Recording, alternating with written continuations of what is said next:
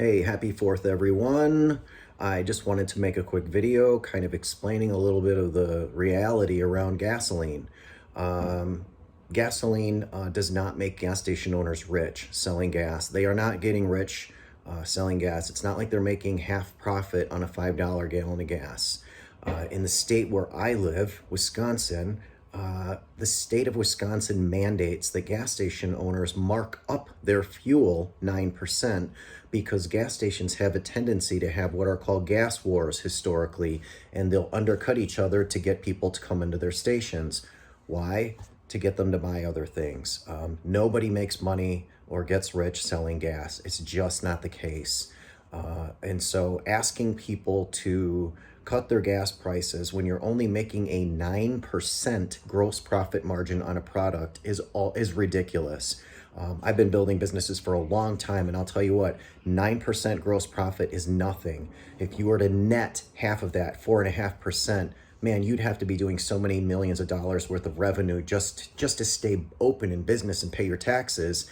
It would be ridiculous. The facts are that's not the case with gasoline. What drives the price of gasoline is supply and demand, of course, that's always the case, but mainly it is futures traders. I used to be a futures trader. I've traded commodities. I traded wheat. I've traded crude light, which is oil. I've traded unleaded gasoline. I've traded gold. I've traded silver.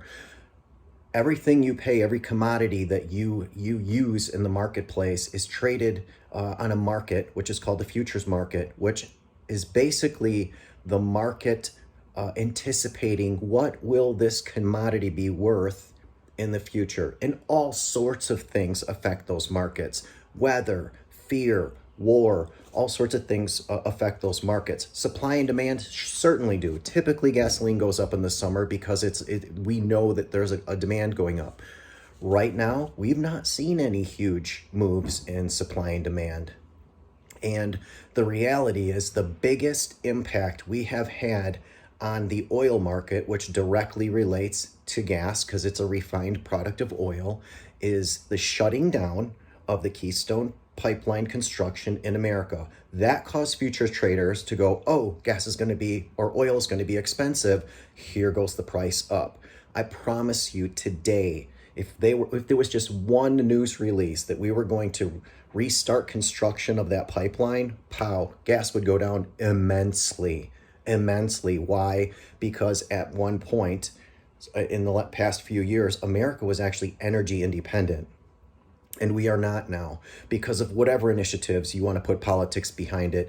For whatever reason, we've gone green, which basically equates to us not producing as much energy in this country, but yet the green version is to use these giant tankers, which burn oil, by the way, and tank this oil in from Saudi Arabia, from Argentina, Russia, wherever that oil's coming from. Apparently it's a greener version to do that.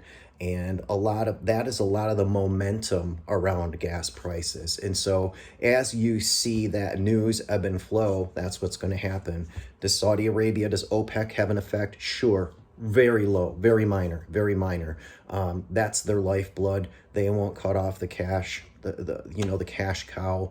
They can't manipulate markets the way that you think or that you see in the news. So anyway, those are some of the facts around gasoline. Don't blame your gas station owner. He's just a guy trying to stay in business.